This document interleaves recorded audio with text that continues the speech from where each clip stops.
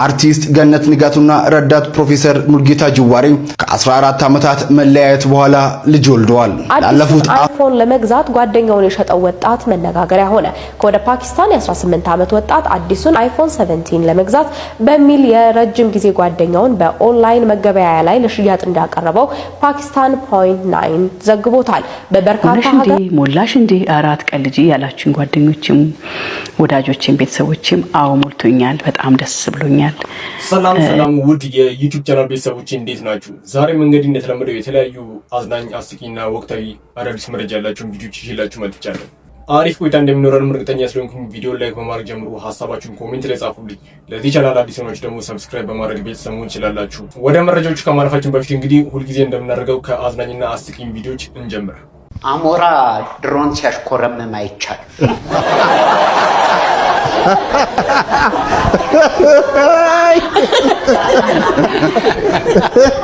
ወላሂ እሷም ማሽኮርመም ብቻ ሳይ በጣም ብዙ ተከታተላት፣ ጋበዛት። ነጭ ድሮን ነች። ልክ ኖ ሴቱ ማን ነው? ድሮኑ ነው አሞራው? አሞራው ወንድ ነው። ሴቷና ድሮኗ ሴት ነው። እንዴት ነው የምትሄደው? እንዲህ እየሰራ እንደውም እየተከተላ ድሮኗን ኃይለኛ ፀሐይ ነበር። በአንድ እጁ ነበር የሚመጣው፣ በአንድ እጁ ፀሐይ እንዲከልሉ ይሄድ። እሷን ራሱ እንዲሸፍኗት በዚህ ተፈጥተው ነበር ፀሐይ እንዳይነካ። አዲሱን አይፎን ለመግዛት ጓደኛውን የሸጠው ወጣት መነጋገሪያ ሆነ። ከወደ ፓኪስታን የ18 ዓመት ወጣት አዲሱን አይፎን 17 ለመግዛት በሚል የረጅም ጊዜ ጓደኛውን በኦንላይን መገበያያ ላይ ለሽያጭ እንዳቀረበው ፓኪስታን .9 ዘግቦታል። በበርካታ ሀገራት ለኦንላይን መገበያያነት በሚያገለግለው OLX መተግበሪያ ላይ ጓደኛውን ፎቶ ጨምሮ የጓደኛውን መገለጫዎችን በመለጠፍ የዋጋ ተመን በማውጣት ለሽያጭ አቅርቦ የታየው ወጣት ብዙዎችን ሲያነጋግር ቆይቷል። ይህንን የተመለከተው የአካባቢው ፖሊስ ወጣቱን በቁጥጥር ስር አውሎታል ተብሏል። የ18 ዓመቱ ወጣት የገዛ ጓደኛውን ለምን ለሽያጭ እንዳቀረበው በተጠየቀበት ወቅትም አዲሱን አይፎን 17 ለመግዛት ገንዘብ ስላስፈለገው መሆኑን ተናግሯል ተብሏል። ሌላው ደግሞ እንግዲህ ወደ መረጃዎቹ ስናልፍ ሰሞኑ በሶሻል ሚዲያ ላይ በሰፊው ሲዘዋወር የነበረው የገነት ሪያሊቲ ሾው ቤተሰብ ጉዳይ ነው። ገነት እንግዲህ በ50 ዓመቷ የልጅ እናት ሆነች ቢባል ማን ያምናል? በሚያስገርም ሁኔታም እንግዲህ የልጅ እናት ሆናለች። እስኪ በመጀመሪያ ለዚህ ጉዳይ ከማለፋችን በፊት የገነት የፍቅር ታሪክ ጅማሩ ምን ይመስል ነበር የሚለው ነገር እንመልከትና ወደ ሌሎች ጉዳዮች እናልፋለን። ረዳት ፕሮፌሰር ሙልጌታ ጀዋሬና አርቲስት ገነት ንጋቱ የተዋወቁት እሱ የዩኒቨርሲቲ አስተማሪዋ እሷ ደግሞ ተማሪው ሆና ነበረ። ቲያትሪካል አርት ነበር እሱም ያስተምረው። እናም ከዛ በኋላ በትዳር ተጠቃለው 15 ዓመታት ያህል በትዳር ቆይተው 4 ልጆችን ወልደው ማለትም 1 ሴትና 3 ወንድ ልጆችን ከወለዱ በኋላ ትዳራቸው በፍቺ ተቋጭቶ ነበረ። ተፋተው እንኳን ፍቅራቸው ያልቀነሰ ሰዎች በሚል መነጋገሪያ ነበሩ። እንደምታስታውሱትም ከ5 ወራት በፊት ሁላችንንም ሰርፕራይዝ ባደረገ መልኩ ከ14 ዓመት በፍቺ መለያየት በኋላ ዳግም ትዳር መስርተዋል። ልጆቻቸውና ቤተሰቦቻቸው ጸሎታችን ተሰማልን፣ ስለታችን ሰመረ እያሉ በደስታ ሲያለቅሱ እንዲሁም ሲደሰቱ ሲጨፍሩ አይተን እኛም በውጭ ሆነን የልጆቻቸውንና የነሱን ፍቅር ስንከታተልና ምን አለበት እንደሚዋደዱ ከሆነ ልዩነታቸውን ፈተው አብረው ቢሆኑ እያልን ስንመኝ የነበርን ሁሉ ደስ ብሎን መልካም ምኞታችንን ገልጸንላቸው ነበር።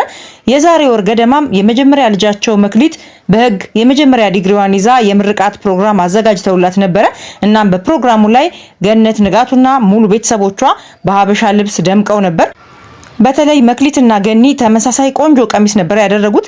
ቀሚሱ ግን የገኒን ሆድ አበጥ አድርጎ አሳይቶት ነበር። በተጨማሪም ገኒ ሆዷን በተደጋጋሚ ተነካካ ነበር። በዚህም የተነሳ ገነት ንጋቱ አርግዛለች የሚል ወሬ ተነሳ። እኔም መረጃውን አጣርቼ እውነት መሆኑን ቪዲዮ ሰራሁኝ። አዎ ገነት ንጋቱ አርግዛለች ብዬ ለአድናቂዎቿ አበሰርኩ ማለት ነው። የተጠራጠራችሁም ነበራችሁ። ነገር ግን ይሄው ጊዜው ደርሶ እውነቱ ተረጋግጧል። ገኒ በሰላም ተገላግላለች። ገነት ንጋቱና ሙልጌታ ጀዋሬ 5ኛ ልጃቸውን ወደ ቤተሰቡ ቀላቅለዋል። እንኳን ደስ ያላችሁ ገኒ እንዲሁም ቤተሰቦቿ በአጠቃላይ። ገኒዬ እንኳን ማርያም ማረችሽ፣ ማርያም በሽልም ታውጣሽ። በነገራችን ላይ ገኒና ሙሌ ዳግም ሲሞሸሩ ገኒ ነፍሰ ጡር ነበረች። እንዳልኳችሁ የዛሬ 5 ወር ነበረ ጋብቻቸውን ዳግም ያደረጉት። ገኒ የዛኔ እንግዲህ የ4 ወር ነፍሰ ጡር ነበረች ማለት ነው። በጣም ደስ ይላል። ሁለቱም በፍቺ ተለያይተው እንኳን የሚዋደዱ ሰዎች ናቸው። በጣም ብዙ ቦታ በተደጋጋሚ ብንፋታም አልተራራቅንም፣ አስብላታለሁ ሲሉ ሰምተናል። ልጆቻቸውም የፍቅር አስተማሪዎቻችን ምሳሌዎቻችን እነሱ ናቸው ሲሉ እንሰማቸዋለን። በተደጋጋሚ ምንም እንኳን ሲፋቱ እንዲያድርጋኝ ነው ብለው በይፋ ከሁለቱም ባንሰማም በሹክሹክታ ያው ጎን ለጎን እንዲያርጓት ነው እንዲያድርጋው ነው የሚሉ የምንሰማቸው ወሬዎች ነበሩ። እዚህ ጋር መግለጽ ባያስፈልግም ማለት ነው። እናም ገኒ ለ14 ዓመታት ያህል ተፋተው በቆዩበት ጊዜ 4ቱን ልጆቻቸውን ለማሳደግ ከባድ ፈተናን አሳልፋለች። በቀለብ ጉዳይም ከሙልጌታ ጀዋሬ ጋር ተካሰው ማለትም ገኒ ከሳው ማለት ነው። ሙልጌታ ለአንድ ቀን እስር ቤት እስከ ማደርም ደርሶ ነበረ። እናም ፍርድ ቤት 8000 ብር ወስኖበት ለቀለብ ለልጆቹ 8000 ብር መክፈል አለብህ ብሎ ወስኖበት እሱን በመክፈልና ባለመክፈል ውስጥ በጭቅጭቅ ይካሰሱ ነበረ። ብቻ ገኒ ባንደበቷ እንዳለችው ግዴታ ለልጆቹ መቁረጥ ስላለበት ሙሌን ዳኛ ፊት አቆምኩት እንጂ ወደ ፍርድ ቤት ስንሄድም ስንመጣም አብረን ነው ባንድ መኪና የምንሄደው፣ ምሳም አብረን በልተን ነው ምንለያየው ስትገልጽ ሰምተን ተደምመን ነበረ። እናም መረባካችሁ እነዚህ ሰዎች ሁነኛ ሽማግሌ ያተው እንጂ ይዋደዳሉ። ቢለያዩም እንኳን እንደተፋታ ሰው አይደለም ሁኔታቸው። ድግስ ቦታም ዝግጅት ቦታ በቃ ብዙ ቦታ አንድ ላይ ይታዩ ነበረ። አሁን ደግሞ በማስቀጠል በዚህ ሰዓት ገነት የ50ኛ ዓመት የልደት በዓሏን እያከበረች ትገኛለች። እሱም ቪዲዮ እንመልከትና በዚህ ሰዓት ልጅ ወለደች የሚባለው ነገር እውነት ነው ወይስ አይደለም የሚለው መረጃ እንሰማለን። እኔ በህይወቴ 50 ዓመት ኖሬያለሁ። መልካም ልደት። እንኳን ለ50 ዓመትሽ አደረሰሽ። እንኳን ተወለድሽልን። በሳቄ ውስጥ ብዙ ነገር ዘልያለሁ። ለአመቱ ዓመት ኑሪልን። አንቺ ይገባሻል። ልደቷ ሲከበርላት ደግሞ በጣም ደስ ይላት ጀመረ። አክባሪና በጣም ፍቅር ነው ማለት ስፔሻሊ ደግሞ ለልጆቿ እያመጣው ያለሁት ብስለት እየመጣ ያለው ማስተዋል እንደዚህ አይነት እናት ማግኘት ምን ያህል መታደል ነው። በልዑል እግዚአብሔር ስም እጅግ በጣም ይቅርታ እንድታደርጉልኝ መጠየቅ ፈልጋለሁ። እቺ 13 ዓመቷ ልጅ ካሰላ ያመጣችው አበባ ገዝተንላት ጋብዘናት ብዙ ነገር አድርገንላት ነበረ። ማሚ ማለት የ50 ዓመት ቲኔጅ ገርል ናት። በእድሜን እኩሌታውን ውስጥ ከልጆቼ ጋር ያሳለፍኩ ሰው ስለሆንኩ ደስ ይላል። በጣም ተመርቃለሁ። አባቴ ነፍሱን ይማርና ስለሰጠኝ ልብ ስለሰጠኝ ጥንካሬ ሆነ ጊዜ በኋላ መጠበቅ ጀመረች። በጣም ሶፋ ላይ አንሶላ አንጥፌ ነበር ፕሮግራም ሰራ የነበረው። ገበናሽ ለምን እንደምታጋልጭ ምናምን የሚሉ ብዙ ሰዎች ነበሩና ግን የተባረከ ልጅ ማግኘት መታደል ነው ብዬ ነው ማስበው። 50 ጊዜ አከብራለሁ ብላለች። እንግዲህ እስቲ ምን ይሆናል። ሆነሽ እንዴ ሞላሽ እንዴ 4 ቀን ልጅ ያላችሁኝ ጓደኞችም ወዳጆችም ቤተሰቦችም አዎ ሞልቶኛል። በጣም ደስ ብሎኛል። ደግሞ በጤና መሆኑ በሰላም መሆኑ ነገሮች ሁሉ ሰክሰስፉል በሆኑበት ሰዓት መሆኑ ደግሞ እጅግ በጣም ደስታዬን እጥፍ ያደርገዋልና የኬክ ስነ ስርዓቱን ስቆርስ በመሃል ላይ ትንሽ ተረበሽኩኝ። ከዛም በኋላ በቃ ልጆቼም አጀቡኝ እንዳያችሁ በቃ ሃፒ በርዝዴ እያሉ ከዛም ባለቤቴ መረቀኝ። የልጆቼ እናት ትኖር ዛሬ እንደገና የምትወለድበት ቀን ሆኖ እንደገና አንድ በላድ የሚያን የምትቆጥርበት ጊዜ ይሁን። አሜን። ደስ አለኝና ልጆች የተሰማቸውን ስሜት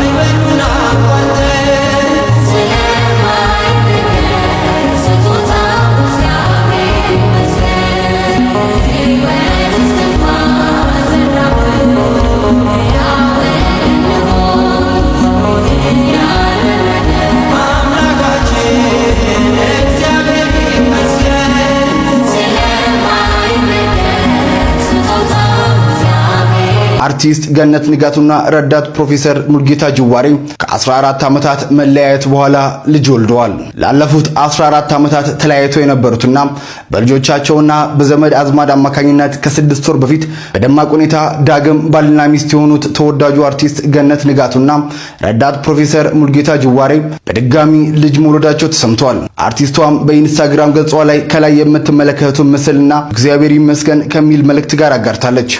ረዳት ፕሮፌሰር ሙልጌታ ጀዋሬና አርቲስት ገነት ንጋቱ የተዋወቁት እሱ የዩኒቨርሲቲ አስተማሪዋ እሷ ደግሞ ተማሪው ሆና ነበረ። ቲያትሪካል አርት ነበር እሱ የሚያስተምረው። እናም ከዛ በኋላ በትዳር ተጠቃለው 15 ዓመታት ያህል በትዳር ቆይተው 4 ልጆችን ወልደው ማለትም አንድ ሴትና 3 ወንድ ልጆችን ከወለዱ በኋላ ትዳራቸው በፍቺ ተቋጭቶ ነበረ። ተፋተው እንኳን ፍቅራቸው ያልቀነሰ ሰዎች በሚል መነጋገሪያ ነበሩ። እንደምታስታውሱትም ከ5 ወራት በፊት ሁላችንንም ሰርፕራይዝ ባደረገ መልኩ ከ14 ዓመት በፍቺ መለያየት በኋላ ዳግም ትዳር መስርተዋል።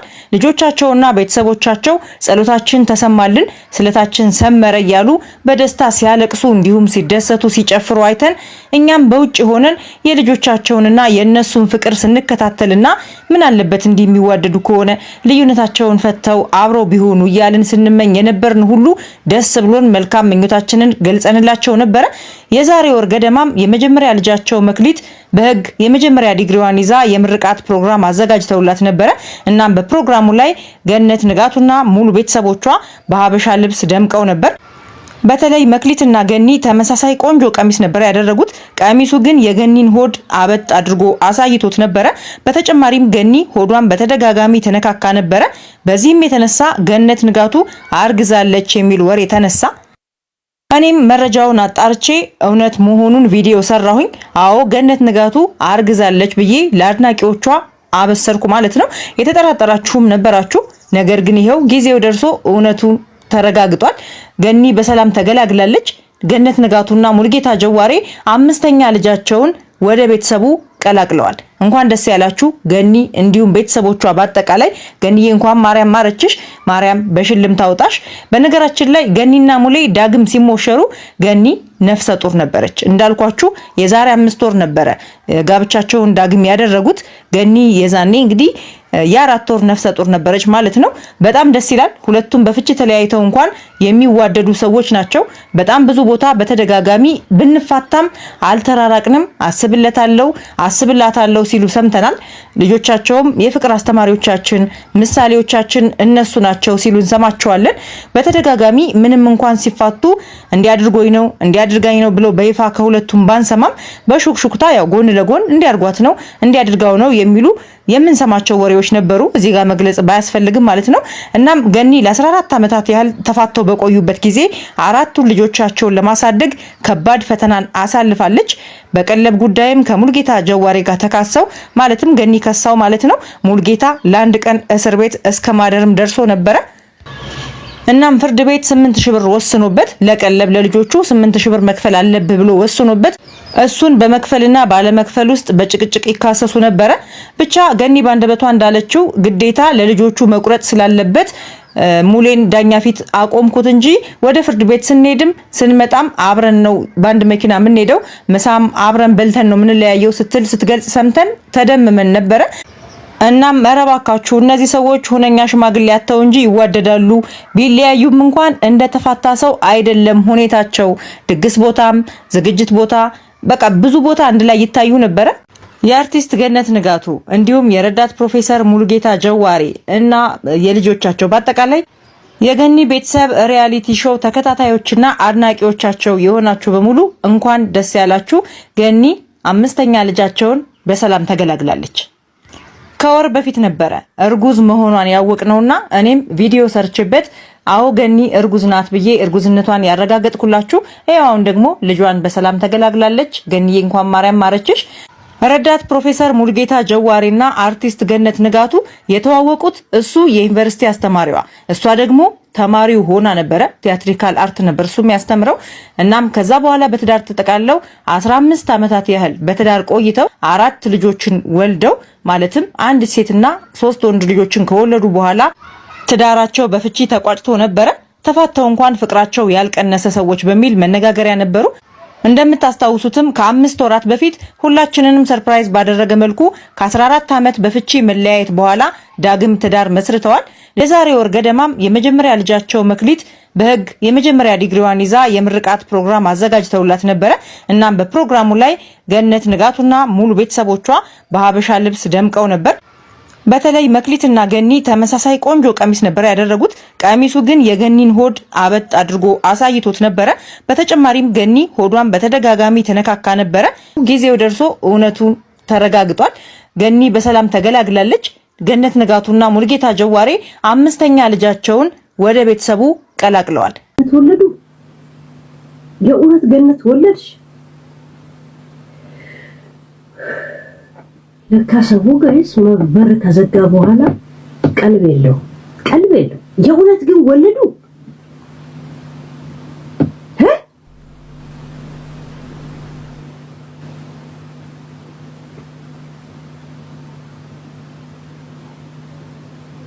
ከዛን አሁን ሽሩሩ ማሞ ሽሩሩ ብላ ነው እንደገና የምታሳድገው።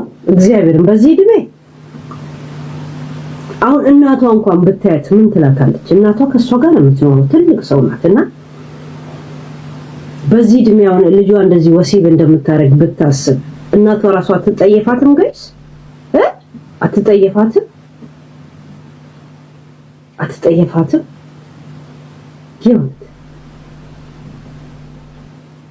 የኔ እናት በዚህ እድሜ ወለድኩ ብላ ብትደውል ብሎክ ነው ማረጋት ነው። የእውነት የኔ እናት ደውላ እናቴ አይደለችም ግን ጎረቤት ሁላ ደውሎ እናትሽ ወለደች ካሉ ጎረቤት ሁላ ሳይቀር ነው ብሎክ ማረጋቸው። ባለጌ ቤተሰብ የለኝም ምሬጌስ እንዴ እናቴ ደውላ እንደደና ነገር እንኳን ማርያም ማራችሽ እንኳን ሳትይኝ ብትለኝ እግዚአብሔር ብሎክ ነው ማረጋት ነው። አታረጋትም እናታችሁ አሁን በዚህ እድሜ ወለድኩ ብትል ጥያቄ አለ ያልገባኝ ነገር። ከባለቤትሽ ጋር ከታረቅሽ እንደው ታረቅን ከተባለ ወይም ደግሞ ወደ ቤት መለስኩት ካልሹ 1 አመት 9 ወር ናችሁ እንዴ? ወይንስ ስትፎግሩ ነው? ያኔም አልተጣላችሁም ነበር? እኔማ እኮ እንደው ሀበሻ አይደለም ቁጭ ብዬ ገንዬ ብትይ ራሴን በራሴ እንዴ ገንዬ ግን ሸውላናለሽ ማለት ነው እንዴ? ምናምን ማለት ጀመርኩኝ። ጋይስ እስኪ እኔ ሲጀመር እውነት በልጅ ፈጣሪ ባርኮሽ ከሆነ አያም ሶ ሃፒ በጣም ደስተኛ ነኝ። ግን አይመስለኝም ገንዬ አይመስለኝም ከሆነ ግን ጥያቄ አለ። ይሄ ኢትዮጵያ ሕዝብ እንደው እኮ መጠየቅ ይወዳል ገንዬ ከኔ ጭምር ምን አላችሁ? በሌላ በኩል ደግሞ የተለያዩ የበጎ አድራጎት ስራዎችን በመስራት የምናውቃት ቲጂ አገልግል በዚህ ሰዓት ከነበረችበት ትልቅ ኪሳራ አገግም የመስቀል በዓልን ምክንያት በማድረግ ለተቸገሩ የማዕድ ማጋራት ፕሮግራምን አድርጋ ነበር። እሱን እንመልከት። ሰላም ውድ ቤተሰቦቼ እንዴት ናችሁ? ደህና ናችሁ ወይ? እንኳን አደረሳችሁ ለመስቀል ብርሃኑ እያልኩኝ እንግዲህ አዲሱን ስሬ ዛሬ በ16 ቀን መስከረም 16 አንድ እህቴ ከውጭ ሀገር ለኪዳነ ምሕረት አብልይ ብላኝ ነበረ። እሱን እያበላው እገኛለሁ። እንደምታዩት ለ30 ሰው ይዤ እገኛለሁ። እህቴ ከልብ ነው የማመሰግነው።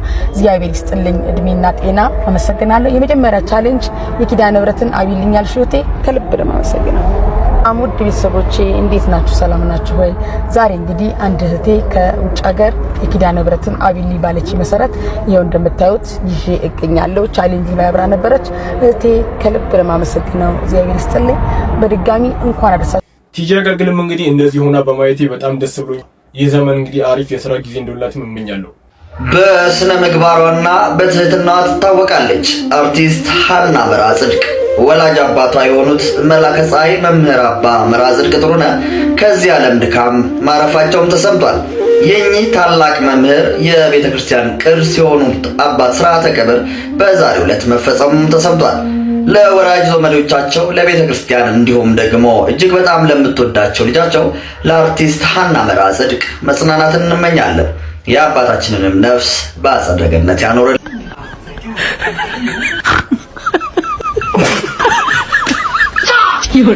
ለማንኛውም ቤተሰቦች እንደዛ እያለን ወደ ማጠቃለያ ደርሰናል። ለዛሬ ይዤላችሁ የመጣኋቸው ቪዲዮዎች እነዚህን ይመስል ነበረ። አሪፍ ቆይታ እንደነበረን እርግጠኛ ስለሆንኩኝ ቪዲዮ ላይ ሳታደርጉ ጀምራችሁ ላይክ አድርጉ። ሀሳባችሁን አሁን የሚሰማችሁን አስተያየት ኮሜንት ላይ ጻፉልኝ። ለዚህ ቻናል አዲስ የሆናችሁ ደግሞ ሰብስክራይብ በማድረግ ቤተሰብ መሆን እንችላላችሁ። ቀጣይ በተመረጡና አዳዲስ መረጃ ባላችሁ ቪዲዮዎች እስከምንገናኝ ድረስ መልካም ጊዜ